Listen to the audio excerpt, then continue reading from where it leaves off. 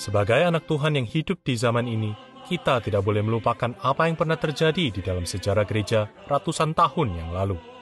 Bagaimana Tuhan bekerja memakai orang-orang pilihannya untuk bangkit melawan dunia dan membalikkan arus sejarah. Jerman, 31 Oktober 1517. Martin Luther memakukan 95 tesis di depan pintu gereja Wittenberg. Isinya melawan gereja Roma Katolik yang menjalankan praktik-praktik yang tidak seturut dengan kebenaran firman Tuhan dan menyesatkan begitu banyak anak-anak Tuhan.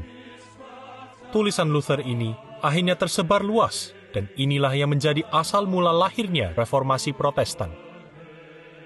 Luther berdiri teguh di atas dasar kebenaran yang tertinggi, sejati, dan satu-satunya, yaitu firman Tuhan. Tuhan memakai Luther sebagai ujung tombak yang akhirnya membuat satu gerakan reformasi yang sangat besar di seluruh Eropa. Tapi Luther tidak berdiri sendiri. Ada banyak tokoh-tokoh reformator lain yang berdiri bersama-sama dengan Luther dan meneruskan perjuangannya bahkan setelah ia sudah tidak ada lagi. Inggris, 6 Juli 1553. Setelah kematian Raja Edward ke-6, posisi tertinggi digantikan oleh kakak perempuannya, yaitu Mary, atau yang lebih dikenal dengan Bloody Mary.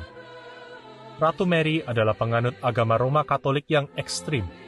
Setelah Mary menjabat sebagai ratu, maka ia langsung mengembalikan seluruh doktrin, praktik, dan upacara-upacara Roma Katolik ke dalam gereja-gereja di Inggris.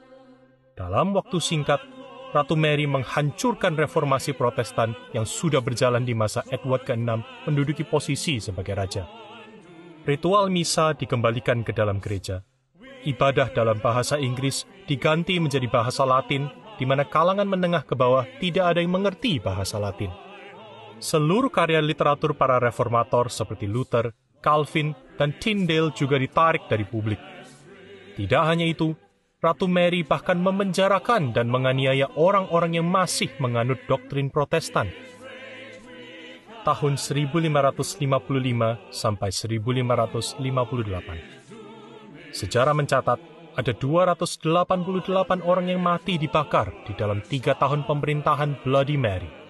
Mereka lebih rela untuk mati daripada harus mengakui ajaran sesat yang merendahkan Kristus yang mereka kasihi. Kesetiaan mereka kepada Tuhan dan Injil yang sejati yang dimeteraikan dengan darah mereka adalah warisan berharga untuk kita semua hari ini. Reformasi memurnikan kembali gereja Tuhan. Pada kesempatan ini, kita akan mengenal 5 tokoh reformator Inggris yang mati sebagai martir di bawah pemerintahan Ratu Mary. John Hooper dikenal sebagai seorang yang sangat ketat dan tegas. Rowland Taylor adalah seorang dengan karakter yang ceria dan jenaka. Hugh Latimer adalah seorang dengan hati yang tulus dan sederhana. John Bradford dikenal sebagai seorang yang saleh dan kudus. Dan Nicholas Ridley, seorang terpelajar dengan kepandaian yang tertinggi.